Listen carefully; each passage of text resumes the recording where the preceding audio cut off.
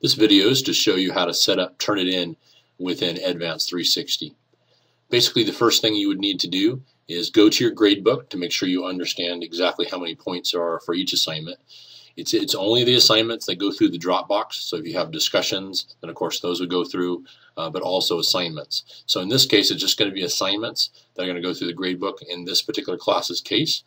The best bet for you to be able to get the points down is to be able to click on the Open Full Gradebook. It'll pop open for you, so you'll be able to see that. Just copy down the points for each assignment, so you know that, so you'll be able to type that in to the area. Once you have written down the points, basically go back to the Dropbox, click on Dropbox. You'll see the different Dropboxes here. Go ahead and click on Manage Dropboxes, and then you will go to Assignment Settings. The first time you click on Assignment Settings to start to set up your Turnitin account, you'll have to click I agree and continue, and then it will pop up. The name of the assignment will be here. You have to keep it exactly the same because that's how it tracks it. So you'll see week 1 assignment. This specific assignment is worth 35 points. I would go ahead, basically the start date will be any day that you go in and start to do this and set up your class. So I would just make sure that you end the due date and the post date past basically the end of your semester or the end of your class. You don't have to worry about turn-in dates or things like that in this specific case. If a student turns it in, gets a report, you don't have to accept their late work if you have a certain late policy within your class. So just expand it out past the end of the semester and make it easiest for you. You'll also need to click on Optional Settings. Every single time you set up an assignment, as you go through each one in a class, you'll have to click all these buttons. Eventually they'll be automatic, but right now you'll have to just click through and take a couple minutes to be able to do this. So you want to allow submissions after due date just in case you want to allow that. Of course, if they come in late, you don't have to accept it. I would exclude bibliographic materials so the reference page does not get scanned for plagiarism because of course it's copied from somewhere. You want to allow students to be able to see the originality reports, and then down at the bottom you want to click on Yes for the ETS E-Rater. And then click on Spelling Yes and go up to where it says Advanced for the handbook that it's going to go out of. It will in the future be able to save this information as default, so every single time that you log in as yourself, you'll be able to have this information saved. Because it's pushing from Advanced 360 right now, you would have to redo this every single time. Press Submit, and then you'll see your assignment here and turn it in. You do this for all of your assignments within your class as you add them in, and then you'll be able to see them. Every time you create this, you can just go and close out of this particular window and turn it in, and as you click on the assignment settings within each section of Advanced 360, you'll be able to go back to the page, redo the settings, and then you'll see another assignment down below. After you get all of your assignments in, you'll basically see them in the list in Turnitin. Make sure they're all there. You can check the different settings by clicking on View and going to there to be able to edit your things. Let's say if you change points or something like that, you can be able to edit it from within there. Close out of this specific window. Go back to the Dropbox Home. Once you go to the Dropbox Home, you will see different assignments sitting there if they've already turned it in. In this specific case, they've already started turning things in the Dropbox, but Turnitin was not set up. So you're going to click the Dropbox to be able to run your originality reports for these specific students. Make sure you remind the students that they have to do .doc or .docx to be able to turn papers in. There are some other formats that can be turned in, but make sure they turn in these. Pages does not work, but OpenOffice documents do. But let's just make it easy and be able to have students be able to do .doc or .docx. Every program should be able to save as that type of a document. You will not be able to check, of course, any of these papers unless there's something sitting in there.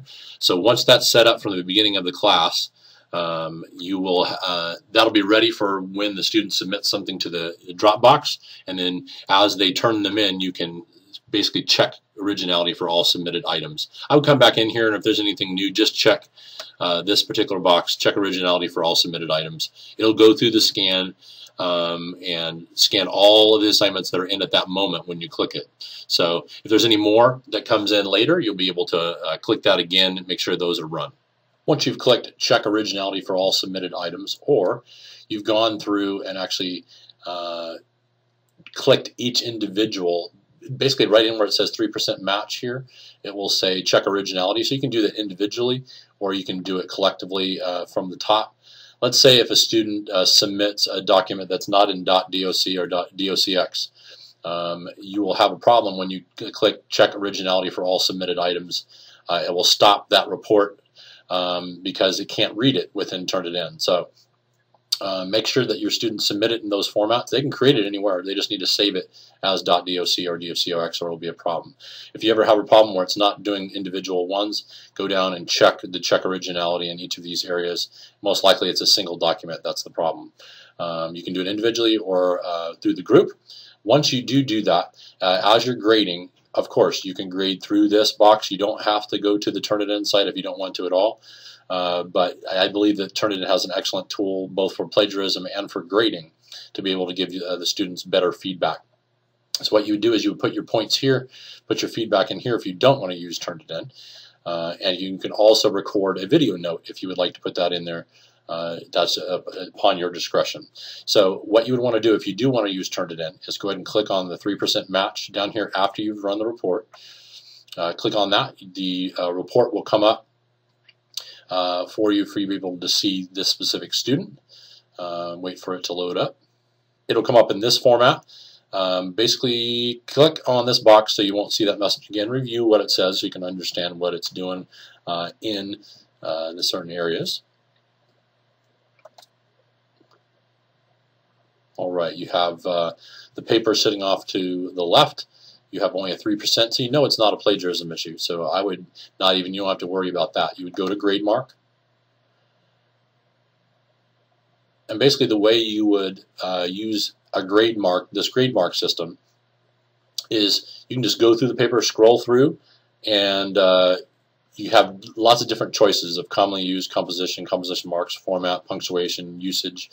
All the different formats and stuff will come up, and as far as the comments, and then you can grab this and drag it on over to on top of the area where you would like to correct for the student so that you can help them along. You'll be able to do that. Once you're completed with that, a student will be able to see that report. We'll show you that here in a second. To be able to create your own comment, if you don't like any of the things that are said here, you would drag this comment over, be able to type what you want. You can save it as a quick mark, so it will save in your collection here. And then click Save, and of course that will show up on the student's paper. You can also, as you click these and bring them over, you can edit what it says for these as well. So basically what you would do is go ahead and click on this. You can edit it, put your comments in there to be able to save that in addition to what it says, additional comments. After you determined how many comments you would like to put in using the grade mark system, you can comment here as well. You can put a text comment or a voice comment by recording your voice there. So you have that choice, and that will automatically save. There is no save button in here. It will show you the different comments for each of the pages within your paper. This is a rubric you can attach to it. Rubrics are not being used right now, but we'll instruct you on how to use that in the future. It will be an excellent tool to be able to use to give a rubric back to a student that you graded specifically upon that. For the ETS button, it'll basically do some of your grammar checking for you. But what I would do is just check down through here as you look at the paper, make sure it is a correct correction for your students. There could be some mistakes in there depending on, let's say, in this one is He is the one true God. You would check that and see if that is truly an article error or it doesn't look like that it is. You can, of course, choose in your settings not to use the ETS checking if you don't want to. So of course in the settings, in the drop box, when you go through and set it up, you don't have to choose this option, but of course this is available as well. So just go ahead and double check that. As soon as you finish this, the paper is ready for the student to view. The only thing left to do is to click on and put the grade in here, so they'll see the grade out of 35 for this specific assignment. This number will not go back into your grade book right now. It will eventually be automated, so it will, including your rubric, will come back and be viewable. But for now, you have to put this in here and put this in the grade book as well. But the student will be able to view it from within the Dropbox.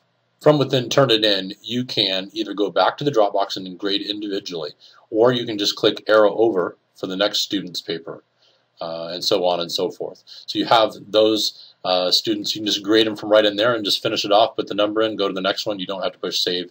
Everything is set up and ready and finished for you. Once you finish your report, the student will be able to look back here and view the report and the feedback that you put in Turnitin. Of course, if you're not using Turnitin, this will not show up. The student will basically see the comments here and the feedback from the professor that you've typed into the box with Advanced 360. So make sure, but when you run the plagiarism software and things like that, if you set up Turnitin, this report will show up for them whether it's finished or not. So you want to make sure that you have that completed fairly soon after you submit it for plagiarism checking. And then you can go through and do the grade mark if you want to, have that in there, and they'll be able to view that report as well as the comments that you make from within Advance. Reminder that you will have to put the grade into Advance in the box that you saw. After each submission, there's a little box with the recording button and a little text area you can put it. Also put the grade there. Make sure you save that, and that will save to the gradebook for them to be able to locate in the gradebook, but also to be able to see within this submission area. So this is a student view of what they would see, but of course the comments are missing because this paper hasn't truly been graded.